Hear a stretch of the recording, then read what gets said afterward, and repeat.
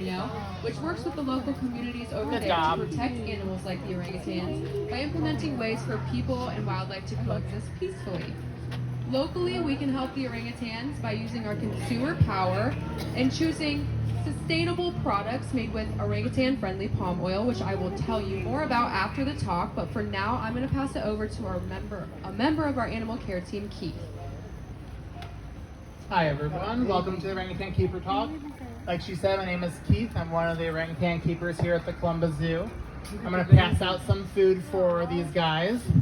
So right here we have our male on my right down there. His name is Sulango. And then we have Kali and her baby Clementine.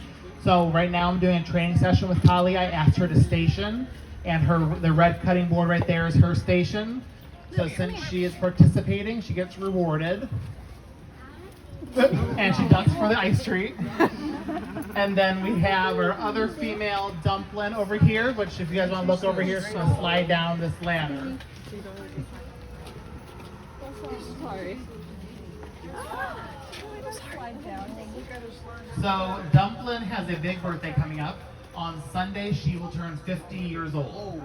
So she is currently the third oldest female Bornean orangutan in the country.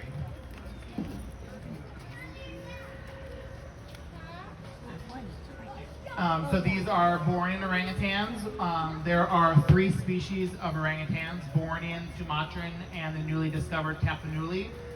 The Tapanuli species was just discovered in 2017, so not that long ago.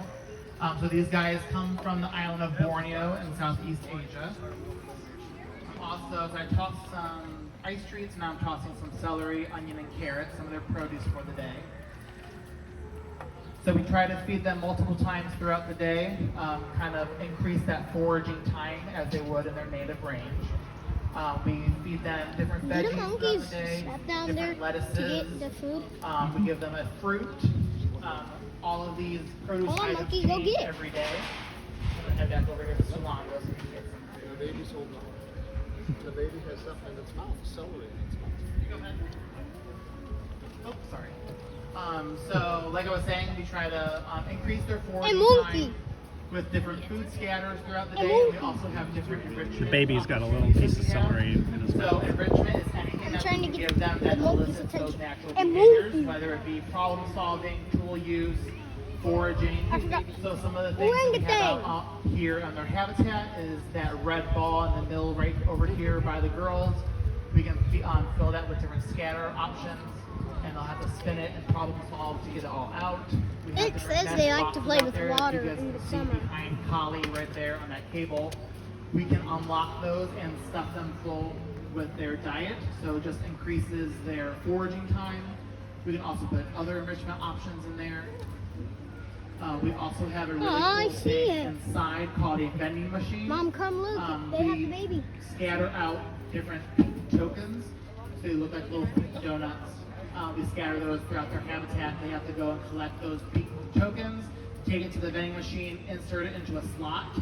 The computer reads it and spits out popcorn to them. So it's a really cool thing. We can just hook it up onto the mesh and they figure it out and go from there. So right there we have our little Clementine. She was born at the end of November this past year, and she was the first orangutan born at the Columbus Zoo in over 60 years. So she's a pretty big deal. Every day she's getting a little bit bigger and more independent from mom, which is great to see. She currently has 5 little teeth. She's eating everything that she can get her hands on. And recently she started to throw little temper tantrums if mom won't give her any food. So we've started in the morning, we have a little hand feeding time that we do different training sessions with them and give them their fruit. And if mom does not give her a piece, she'll start screaming and crying. So we've started to give her a little piece of stuff, either banana or pieces of grape. I'm gonna throw in some more food. Here, Golly. Wow, that was a close view. Imagine if I So, could. like I said, we kind of do husbandry training sessions with these guys multiple times throughout the day. And that is anything that we can do to help them participate in their own health care. So we can train them to show different body parts up to the mesh so we can inspect them for any wounds that they might get. More advanced behaviors are voluntary blood draws. These guys are all trained to present their arm in a blood sleeve, and we can poke them with a needle and collect blood that way. We can also do voluntary blood pressure readings, echocardiograms, EKGs, all of these things that are related to heart health. So cardiac disease is the #1 cause of death with great apes in human care. So we try to stay ahead of any cardiac disease that these guys can get and do all of these voluntary procedures with them being awake. A lot of these things we can do during their immobilized procedures, but the more data that we can get, the better we can treat them.